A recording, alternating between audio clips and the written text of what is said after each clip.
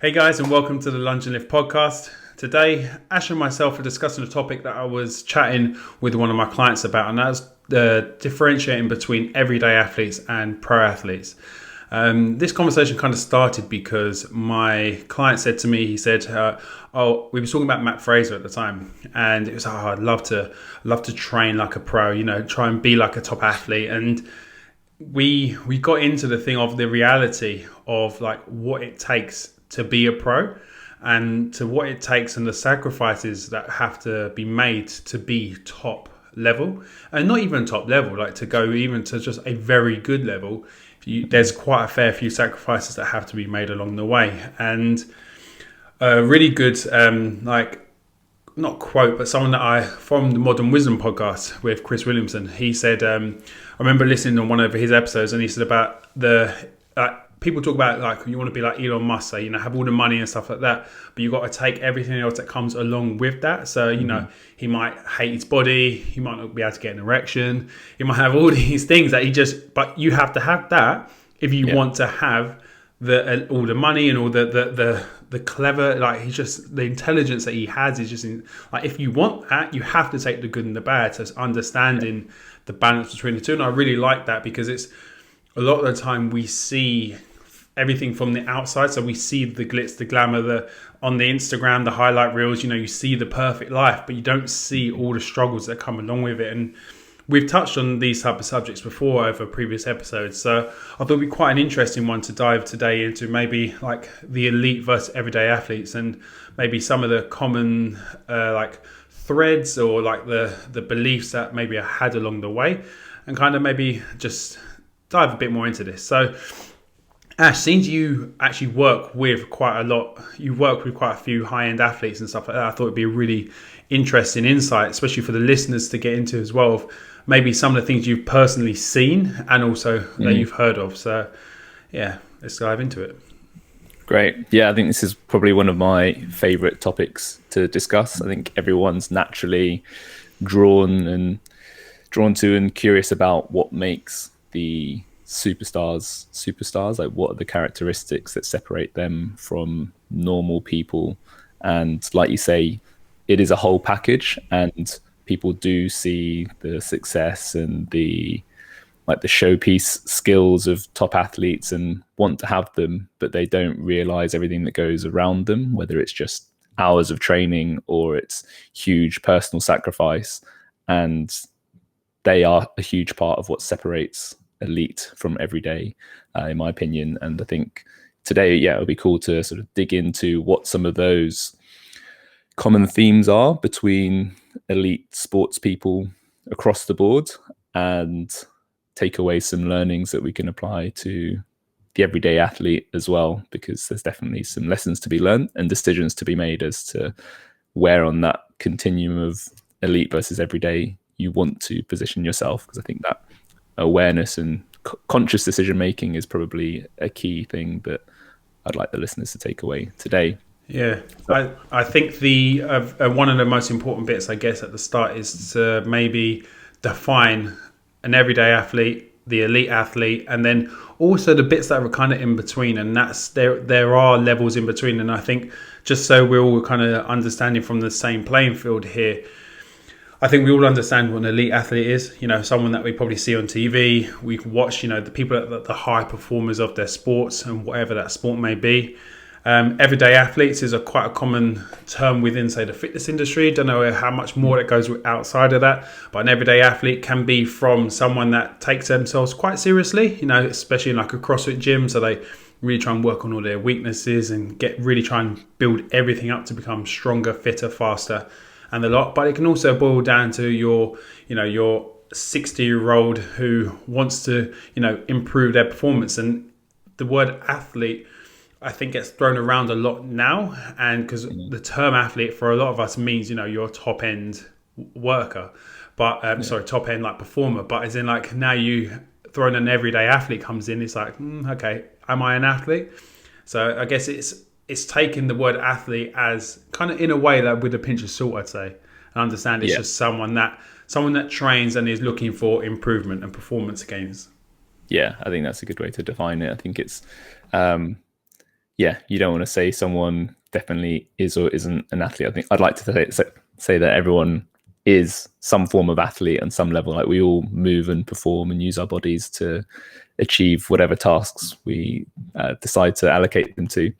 But yeah, like you said, I think the elites, for me, you always want to look at the best of the best and look for the common threads between them. So if you think about sort of in history and across sports, you've got people like Michael Jordan, Messi, Serena Williams, Tiger Woods, Federer, Nadal, Djokovic, Johnny Wilkinson, Dan Carter. These are sorts of people that, to me, are right at the top of their sports and have performed at the highest level consistently over a long period of time. There's a lot of people who have been a relative flash in the pan, but that consistency, I think, is what's most intriguing, because they obviously have the ability to repeatedly perform at the highest level. And what is it that unites these athletes across sports?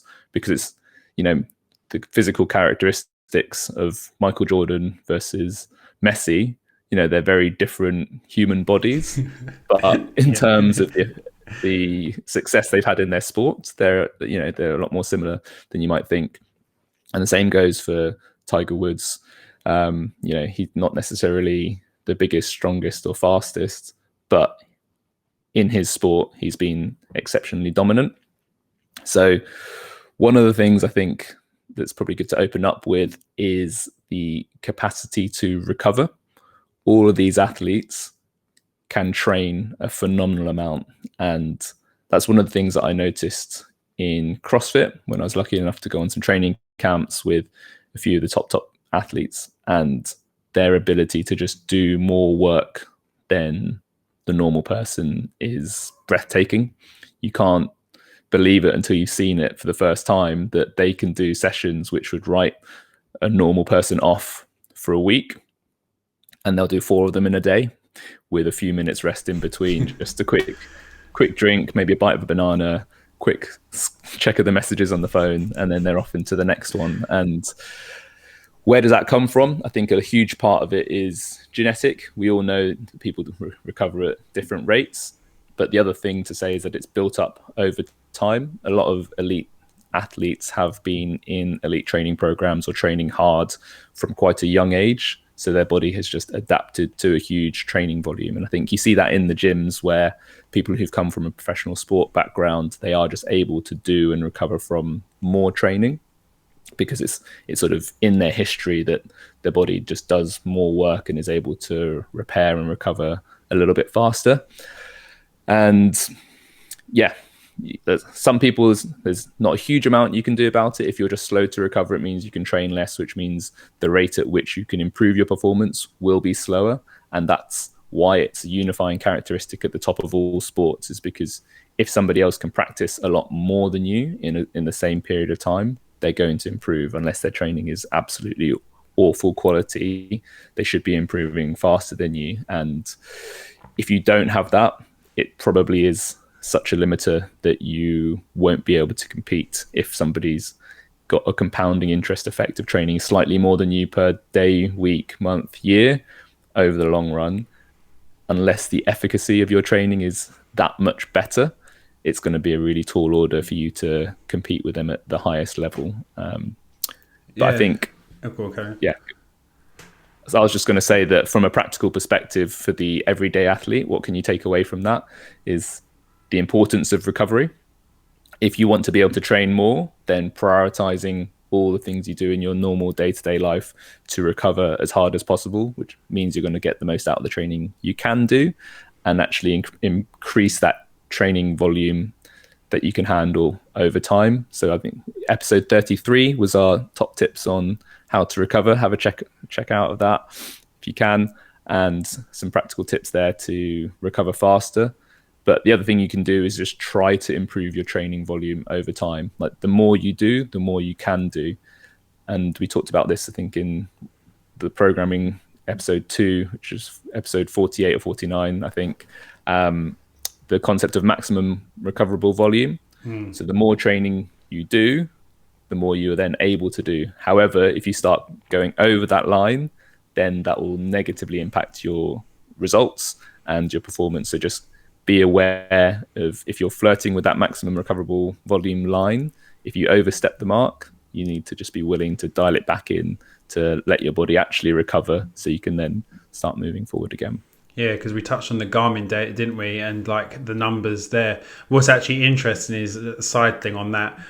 Because my power meter on my bike wasn't linked to my watch, all the cycles that I was doing was not actually going towards my data. Because when it pulled information in from, say, Zwift and Trainer Road and stuff like that, it was going into Garmin, but it didn't count towards my training volume on the body. So why my numbers were so low was because it was thinking I wasn't actually doing that much output. So it only take into account my maybe 2 runs a week at the most, and maybe my bit of lifting I was doing. So all the cycling I was doing wasn't getting counted. So I did wonder, I was like, I'm pushing. I'm like, but my numbers say I'm fine. And that was basically, but that was why. So, and then since I've linked it up, my numbers have shot up. And, you know, as you say, I'm flirting in that line of being in that optimal training, you know, progressive, right? Just maybe getting towards the top, but then tapering off a little bit and so forth. But just a point that I wanted to bring up on that. And I'd say the part about, I'd say maybe the type of sport you do can also determine the age. So you said about obviously, like, you know, people come in, say, genetically, like maybe when they've been training when they were young, doing loads of it, and like their body has become accustomed. But I guess maybe where the sport might be less impact and so less trauma, maybe that I know obviously when you say golf, when you're playing as a kid, you're going to ingrain these movement patterns. But I guess maybe as you get a bit older, maybe you've got these latecomers. And say, because also happens in triathlon, I notice, and like, cause I've been looking into that, I've been seeing quite a lot of newcomers that have only just got into it, say late 20s, early 30s, and they're then doing really well. And it's maybe because of the low impact, obviously take away the running, but as in like the low impact of it on, say, the joints. Is that maybe a consideration, that maybe the type of sport as well depends on the type of like capacity to recover? Definitely. Yeah, I think anything that's really stressful on the body is going to impact the amount of it that you can do. So I think, yes, you're spot on. That's why a lot of sort of older athletes get into things like cycling, is because the other sports that they used to play were just beating up their body too much. So they're able to do more of it and get away with it. Whereas, I think you don't get many 60-year-olds taking up rugby, for example, because it's just so damaging for their body. They're probably not going to be able to recover quickly enough to put meaningful training into play. But yeah, that is an interesting point, actually. I think that if you're choosing your sport, then considering those factors probably doesn't get as much respect as it probably might do. And do you know, because the only reason why I thought that as well is because, like, so my dad's turning 60 next year, and so he'll be going in for the Ironman. That's the bracket where he just hits the start of the new bracket, basically 60 to 64, something like that. And when I just put that into perspective in my head, he didn't realize he was turning 60. I was like, oh yeah, you're in the new bracket next year. He was like, no, I still got a year or two. I was like, no, I think you're 60 next year. He was like, oh yeah, shit, I am.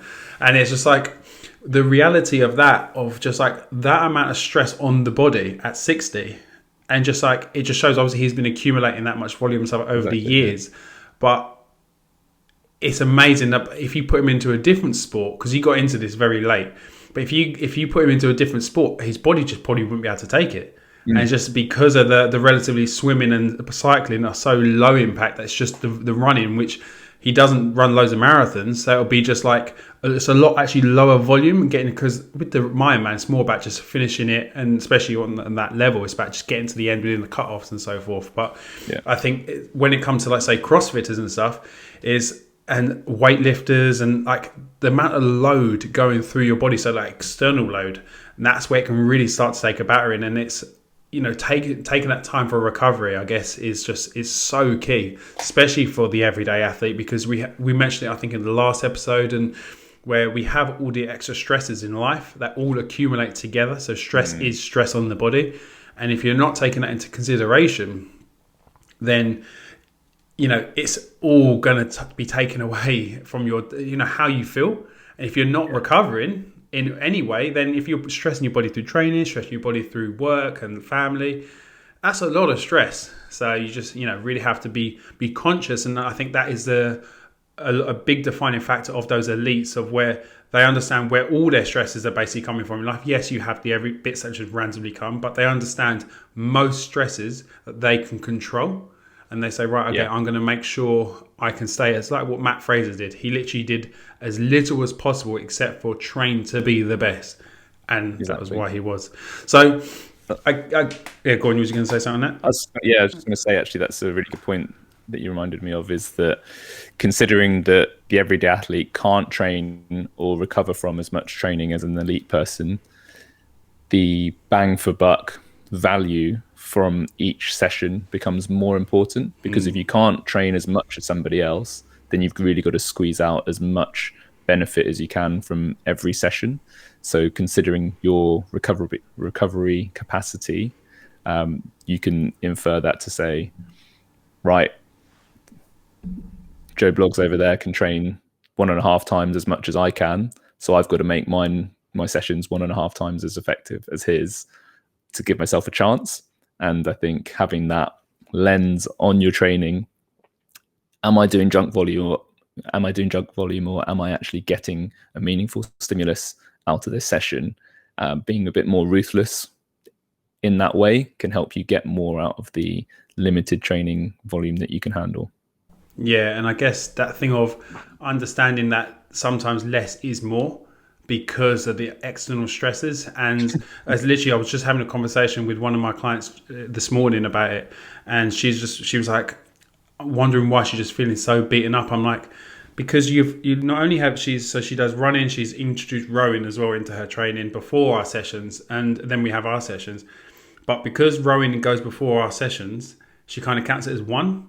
So she knows it was the rowing, but then she's also had like the kid at home more. So there's that stress. Work's been and I'm like, your body is just screaming at you to stop, and also to fuel yourself. And it's so interesting, because it's like we all think more, which we've touched on before. More is more, and more is then essentially better, but in the right circumstance. And that's where you have to understand where, even if it's just yourself without a coach, but understanding where you are in your current circumstances, then accepting whatever you are, like wherever that is. And especially as an everyday athlete, you want to make sure you're balancing it, and it's a tough job. It really is. More is more until it's too much. I think that's probably the more accurate way of saying it. Yeah. And I think one of the second point, which we're moving on to now, I think is a really good one, because it's that willingness to take the lonely path. And I think that's a big one, which when people look at these pro athletes and stuff like that, they think, oh, like when I said my client, oh, how good would that be to be able to like train when you want, eat well and stuff like that. And it's like, it sounds great, because you already have your hour. That is your escape, but that isn't their escape. That's their job, and they have to give it their all in that hour. Like that, at the hour, 2 hours, however many hours it is very different to your hour. Just hour. So, and when it then comes to the loneliness side of it, it's in like a lot of time it is because you're trying to fine tune your skills, and you can't do it when you've got everything going on around you. You have to be so tunnel vision. Massively. And I think the easiest way to think about this is to be exceptional is to be rare. Like, you can't be the best and be like everybody else. They are mutually exclusive by their very nature. So you are not going to live a normal life if you want to be, that standout, exceptional. And it goes back to that Elon Musk point. He is very atypical. Like, the way that he is, the way that he lives his life is nothing like the other 7 odd billion of us on the planet. Otherwise, we would all be like him, or he would be like us. And I think something that is common amongst all these top sportsmen is that from quite a young age, they've become okay with the idea of being a bit of an outsider, with doing things that are not normal and missing out on the normal. Because like, if you do normal things, you get normal results. And they have essentially made peace with the fact that they are happy or willing to make those sacrifices, to put in those extra training sessions, to miss out on the normal socializing that they might have done as a teenager because they want the accolades and the success that will earn them or gives them a chance to earn. And actually, there's on the High Performance podcast, Stephen Hendry was on recently, and I thought it was a great episode, and it was quite refreshing because he was very frank and honest about the fact that his obsession with being the best snooker player he could be and the best potentially in history, that's what he was striving towards. He sacrificed his relationship with his wife and his kids, and he saw that as necessary. Like, he consciously knew that that was the price to pay to be the best snooker player he could be. And I think it's quite contrarian to admit that, when actually being the best at a sport is a huge demand on your time and energy, and time and energy are finite resources for us. So if you do want that, you have to be willing to make those sacrifices. And I'm not saying that that's a hard and fast rule that you can't have a happy wife and relationship with your kids to be good at sport. But the point stands that he knew that he couldn't have it all. He couldn't have his cake and eat it. And he chose to prioritize the sport. It's not right or it's not wrong, but there is sacrifice to be made. Everyone acknowledges that. But I think what people don't realize is that almost the more you sacrifice, the more you stand to gain. If you're not willing to sacrifice your time with your family, maybe your competition is, and that will give them an edge over you in the long term. And it's quite a ruthless, mercenary approach to doing your job, essentially. But when we're looking at the top 0.0001%, all those edges do matter. And I think it's, the glitz and glamour is easy to overlook all the dark decisions that are being made in private by these individuals. Do you know, I really like something you actually said there, which is like what we mentioned at the start, it's in the job. And it's like, so as the everyday athlete, you think when you're at your job, whatever you do, that should be your sole focus of the day. So, you know, you spend your 8-10 hours, whatever it is, at your desk, doing whatever it is, doing your job. However, these athletes, their job is a 24-hour job. So because they're going to do it for probably a lot less time of their life. So if your job is, say, for instance, 12 hours a day and you've got to work for 40 years, they're going to work 24 hours a day for 20 years. And their intensity is a lot more, but it just means in that time, they can't go for after work beers. They can't go for, you know, the meal with the wife, as you said, or having the thing with the kids. And it's that sacrifice, which, as you mentioned there, like, they need to be made to be the best. And I keep bringing back, obviously, Matt Fraser, but that's because he really was like the top of his game, won the CrossFit Games 5 times, and did it in a way where it showed that you sacrifice everything basically to be the best. And he was the best for those 5 years, and he just wasn't beaten because he sacrificed everything. And he even said that, like, in the Joe Rogan podcast and stuff like that. It's like, he just wants to now spend some time with friends and stuff, and, you know, go into other ventures and see what else he can do, because it's like, it gets, as you said, lonely, which is obviously where this one comes from. And it's like, you need that to be the best. And if you're not willing to be that, then there's nothing wrong with that. You just have to make that decision and understand that, you know, you don't want to be lonely. So you have to, as you said, your competitor probably is, and they're going to give that little bit extra. Yeah, you don't want it enough is essentially what it boils down to. And there's nothing wrong with that. Like, everyone has a loneliness or sacrifice appetite. Like, how much are they willing to sacrifice to get what they want? And if it's, you know, if those after work beers or the meal with your wife mean a lot to you, and that's absolutely fine if they do, but you're probably not going to make it as the best sportsman that ever lived in your respectable sport. One of the things, actually, Whit did an interview with Sarah Sigmund's daughter recently after her injury, and she was talking about when she goes to meet friends and she takes her prepped meals with her. And it's just such a simple example of, she knows how important her food is to her performance, that she proactively makes a meal and is willing to not eat what her friends have prepared, and is willing to leave early and, miss out on a bit of extra socializing to get her sleep in. That's such a micro example of the big picture of what it actually takes to get every single edge, and not compromising on your nutrition, not compromising on your sleep is necessary if you want to operate at the highest level. So everyone just needs to make a decision on what level they want to be at, and are they willing to make the sacrifices that are necessary to do so. And we're talking about this just before we started recording, just like, if you want to be 4% body fat, you're probably not able to have beers with your mates every weekend. You're probably not able to grab a McDonald's on the go when you're late for something. And you need to decide if it's worth it for you. Do you want to be that ripped? And if so, there's a lot of sacrifice that goes with it. If not, if you're happy to be 6, 8, 10, 12, 14% body fat, then that gives you greater freedom with which to live your lifestyle.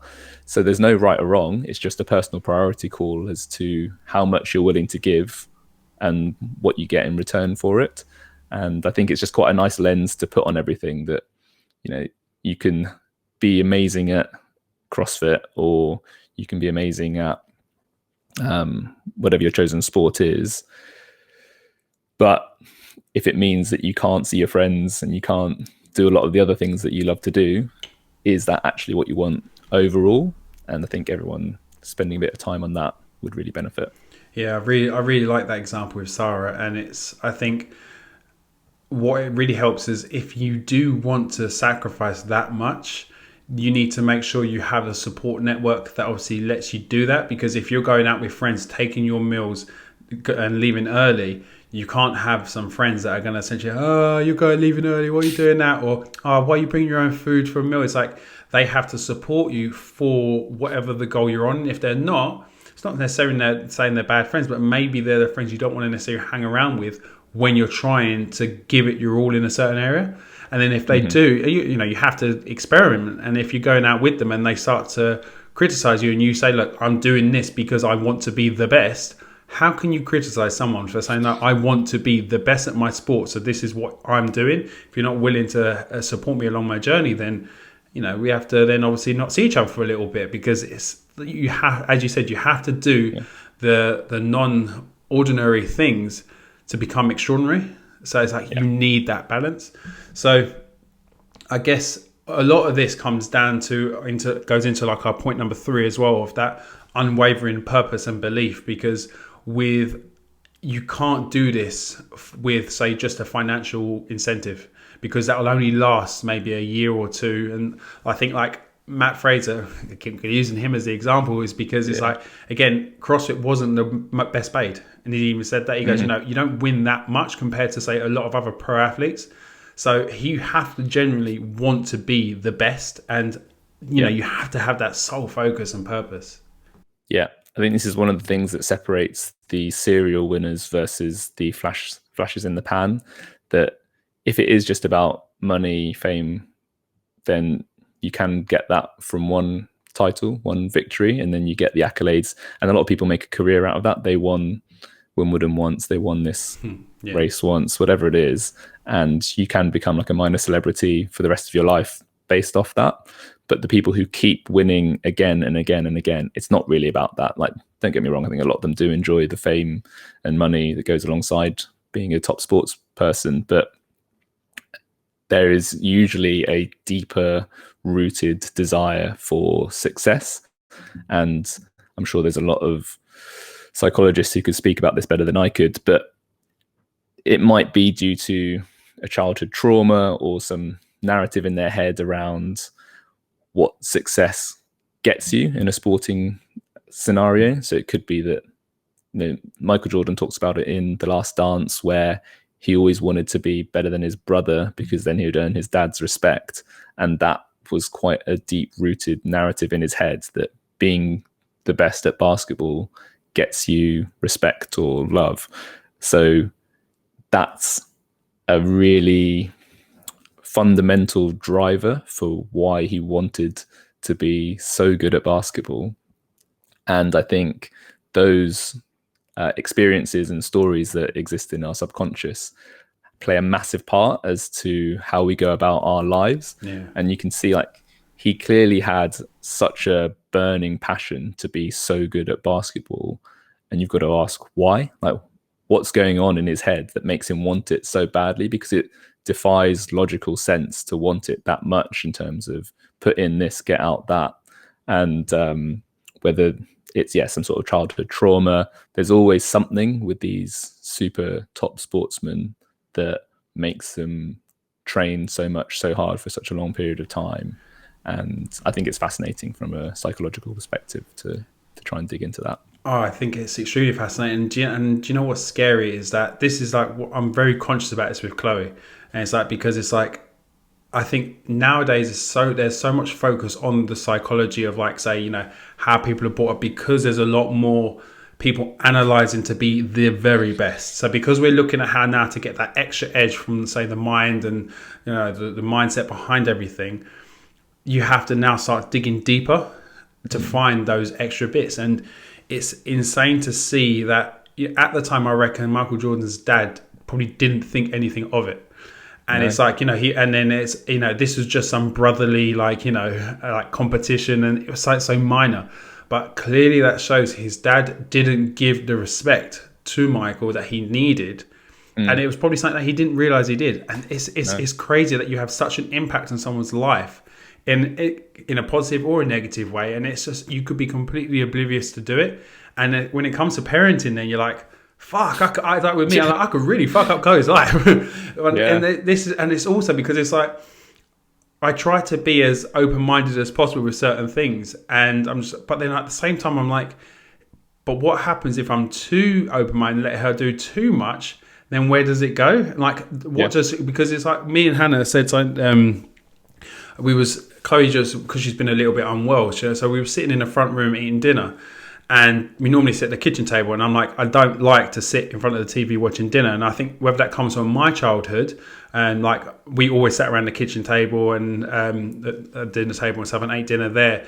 And Hannah was just like, yeah, but now look at like, because I said I think that was a good thing for me, but now I just think, where's Hannah say didn't? And she was just like, yeah, but I don't mind. I have a good relationship with food and I don't. So then it's like, who actually come off worse? And it's just like, there's so much of an impact that, being a parent can have on your kids. And it's just becoming so much more prevalent as like the years are going on and we're looking more and more into this kind of stuff. It's scary. But as you say, it can then really bring out some of the best. And like Tiger Woods, like again, that his relationship with his father, that is messed up.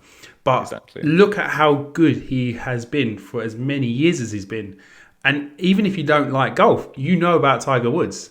Whether it's good or bad, you know about Tiger Woods. Yeah.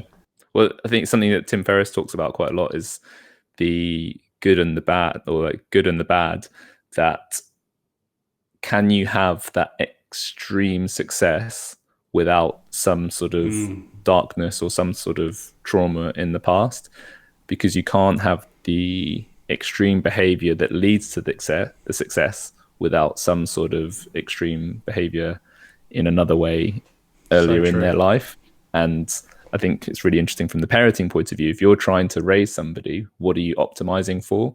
If you're raising your child optimizing for sporting success, then maybe the Tiger Woods dad approach is what makes them good at sport, but potentially at the expense of their capacity to build relationships and be happy. So would you rather have a kid who's the next Tiger Woods, or a well-rounded, happy, like healthy relationship forming individual? And are they mutually exclusive? I think that's the fascinating question for me, is can you be that extremely successful and be a well-rounded individual? And I think what we were saying earlier about the lonely path and doing non-ordinary things, I think it's tough. And I think a lot of these people in later life then have a big job of rebalancing. And actually, on the point of Tim Ferriss, he has an interview with Michael Phelps and I think it's Grant Hackett, the Australian swimmer. And they're talking about exactly this, that they were so obsessed and driven to be the best at swimming that they developed a lot of personality flaws and really struggled with depression and had lots of mental health issues. And Tim Ferriss's point is those issues are what enabled you to be so good at swimming. And now you're having to go back and unpick them to help you be happy as a normal person. And potentially you wouldn't have been so good at swimming if you were happier and didn't have these mental health problems when you were younger. And it is, I think it's so fascinating because on the surface, everyone thinks they're so successful and that you definitely want what they have, but you don't see the other side of the equation and what's let them get there. I know, and I think is what makes me interesting. What makes it interesting about that point is when I think about, say, someone like Michael Phelps, he might have had, say, a completely great childhood, but he just found a passion for swimming that he just didn't know what it was, and he was just like, this is the best thing ever, and I just want to give everything to this sport. And that may have just, been like, he may have nurtured from it, So I just wonder if it's just the exposure then to swimming that made him just, really love it, right? And he had maybe exposure to loads of different sports, and he didn't quite like all the other ones that he was doing, and he found swimming and was like, this is the one, and this is what I want to give my life to. So that then goes down to maybe with the parenting style, that maybe it was good that they did show him to multiple sports and not say you need to be good at this. Whereas like I know with obviously like Tiger Woods, his dad was like day one when it was like golf clubs in your hand, you're going to be a golfer. So he never got that choice. And I think that's where a lot of this comes down to, is when the superstars and stuff like that reflect.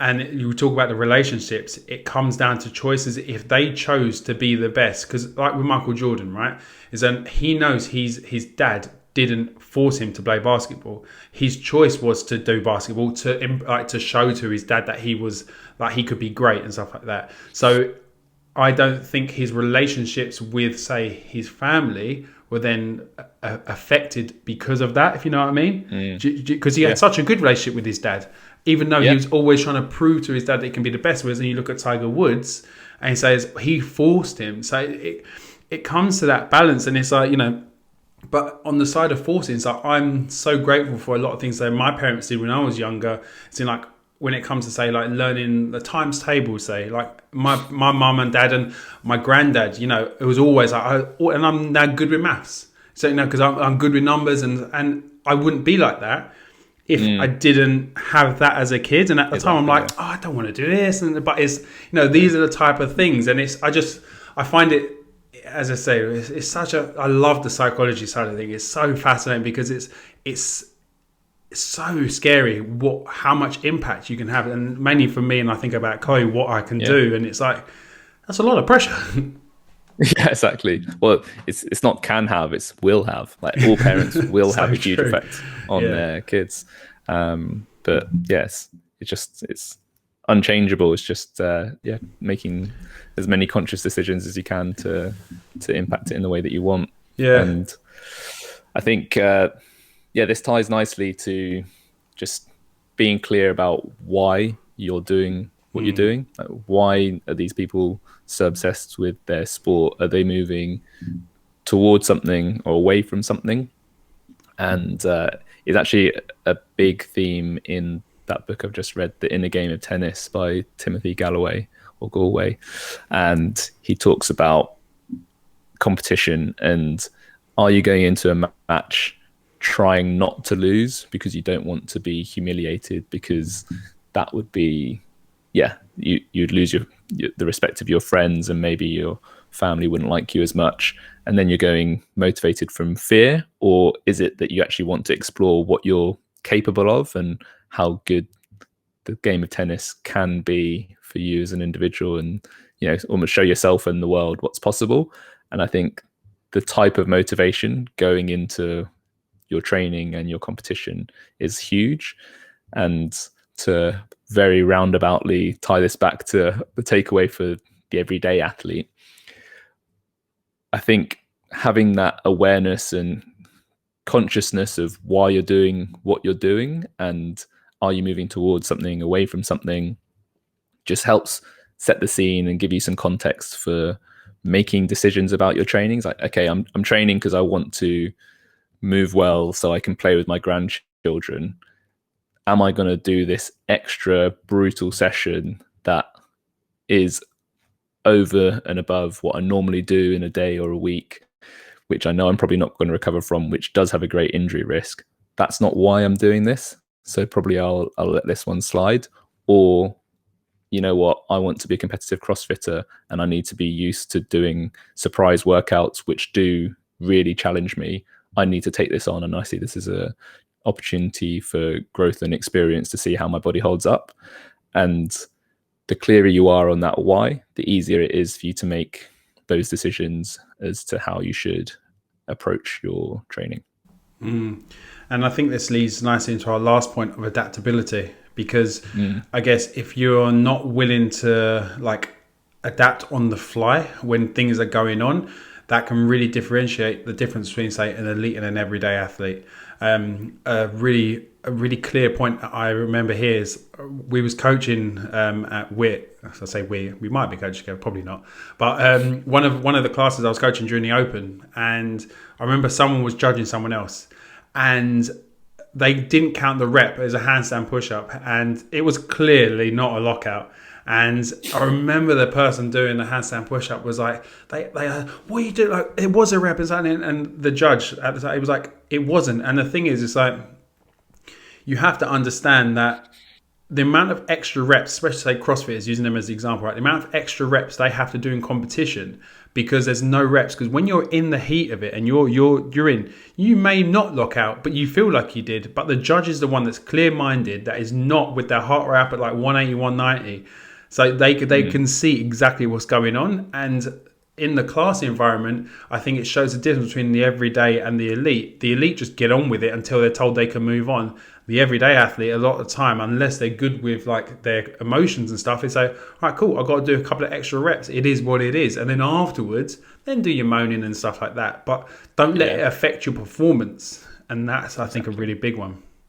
Big time. Yeah, I think that's like adaptability comes in a few forms, but there's basically immediate or short-term adaptability like that in workout or in a competition or a match.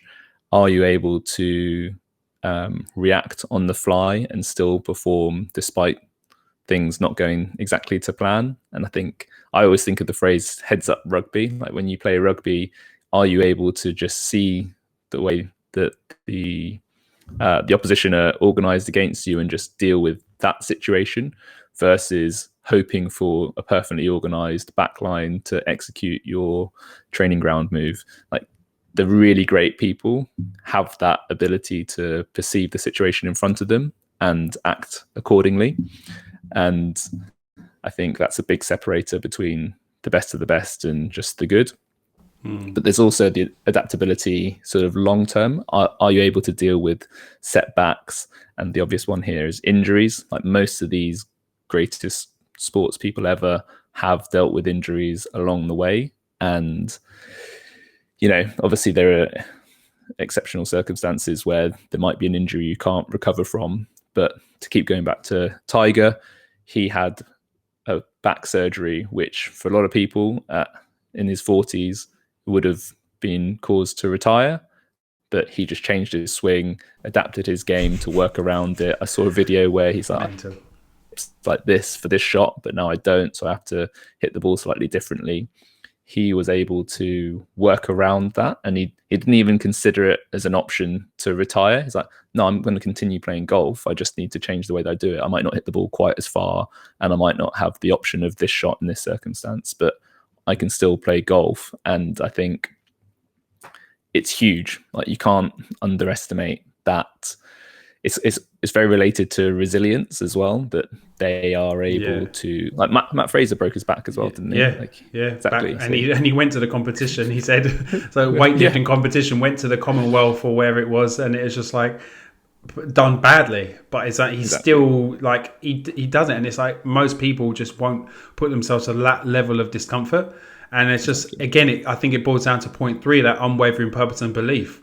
That like Tiger being as old as he is, but still not letting something like that finish his career. And he has had a good career. Don't get me wrong, it's been up and down, but that's part of it. We can't expect just a straight linear path of just going up the whole time. So especially when you're in it for as long as he's been in it, it can't only be one way. So I think that's such we said there about understanding your why, because that's what keeps you in the sport, in whatever you choose to do, and that keeps you turning up to the gym day after day, week after week, or whatever it is you're trying to improve upon. And that goes into all areas of life, but obviously specifically we're talking about training right now. But if you know why you're doing something, it's very easy to keep doing it. Yeah, exactly. And I think how it sort of relates to a lot of everyday athletes is the bumps in the road are inevitable. Nothing is ever going to go perfectly to plan. So are you willing and able to respond effectively? Can you adapt to the changes in circumstances? And I think a perfect example of this was lockdown. It's a huge challenge that we all faced. Some people did better than others in terms of reviewing the situation and saying, right, okay, I now have less access to kit and less access to trainers or whatever it might be. Can I still make meaningful progress towards the things that I want? Or am I just going to wait until gyms reopen? And like I say, there's no right or wrong with any of this, but it is a lesson we can take from the elite, is that there's some really, I can't remember who it was, whether it was Nike or someone else, put out a video compilation of all these pro athletes or Olympians doing weird training in their gardens. I remember seeing swimmers practicing on like a kitchen island, just practicing swimming because they couldn't get access to a pool, or gymnasts doing like vaulting and tumbling in their gardens. All this, like, they just found a way to continue to practice their sports because they were they do. Adaptable enough to find a way. And I think when we take a learning from them, it is guaranteed that there are going to be setbacks and changes in circumstance. So are you going to respond, or are you going to, I don't know, give up or use it as an excuse to let your ambitions sit on the back burner? Yeah, I think it was really clear when you saw people's home gym setups suddenly just like skyrocket, and it's because it's like when you look at the people that have set themselves up, it's in there saying, I'm not letting the government dictate my gains, basically. It's saying, I want to improve in what I'm choosing to do, so I'm investing in it. So yes, they probably still will go back to the gym and stuff like that, but now it means that anything that does happen along the way, they have options. And that's the biggest thing. It's like some people chose to, okay, I'm going to just take up running or cycling, whatever it is, and then not, and they would say strength training before that, so they just chose to have a bit of a hiatus from it, and that's fine. And they'll go back to it when the gyms reopen. So they chose that. But again, it's that shows that the difference between the everyday and the elite, because the elite would have that one track mind, as in like, this is what I need to get better at, what I am doing. I can't waver from that. So I have to find what gets me better with what I've got access to. Whereas when you're an everyday athlete, you can pivot and say, right, for this time being, I'm going to do this for a while. Then I'm going to come back to this, and then I'm going to improve again. Because it's just the journey. We're on a lifelong journey of just that constant improvement, rather than the elite athlete is on a short-term journey of, I'm going to be the best and I need to do everything I can to be the best at this, and then worry about everything else afterwards. Yeah, that is it in a nutshell. So I think a big thing comes down to, when it comes to the everyday athlete, just making sure you have that times to assess what's going on. And then, as you say, going back to all the other points, understanding your why, knowing why you're doing things so that you can feel confident in what you're doing. And then lastly, again, going to that first point of whatever you choose to do, making sure that you're recovering. Because especially when you're doing new things, you think, I can do a lot of it. And then you get beaten up and then now I've got to take a couple of days out. And, as an everyday athlete, I think when you make that decision, I'm not going for the pro leagues or anything like that, understand that it's not going to be, as I said earlier, it's not going to be a linear path. You're going to have ups and downs, whether it's injury, whether it's lockdowns, whether it's whatever it is. So just take it in your stride, assess, and move on to the next bit. So that's I think lockdown, I think, was a really good example you gave there. Perfect. Yeah, I think I want to add one of my favorite quotes before we wrap up, and it relates to basically making a decision on how elite you want to be and then acting accordingly. And it's Rudyard Kipling, and he says, if you did not get what you wanted, then either you didn't truly want it, or you tried to bargain over the price. I love that one. Yeah, that's so good. It's basically just saying that make a decision on what you want, and you can figure out how to get there. It might involve a lot of sacrifice. So if you're not willing to make the sacrifice, then you're either trying to bargain over the price, or you didn't actually want it because the sacrifice isn't worth it for what the prize is. And that's fine, but just be conscious of it, because I think a lot of people kid themselves into thinking that they want something, but they don't actually want it enough to do what's necessary to get it. And that's fine, but just be honest with yourself that that's your priority call. Like, I would love to run a 9-second 100 meters, or but I know that I don't want it enough to experiment on my body to the point that might be possible. There's lots. I mean, that extreme in those examples. Yeah, that example, that saying pretty much is like, I think, is me in a nutshell for, like, say I want to get to 4 watts per kilo. Now, to get there, I can obviously stay the body weight I am and improve my power and get to there, or I can lose some weight and still improve my power, but make my life easier, say doing climbs, all those, all right? Now, I've been trying to reduce my weight, and I have been reducing it very slowly, but I could definitely do it a lot faster and still, still be improving.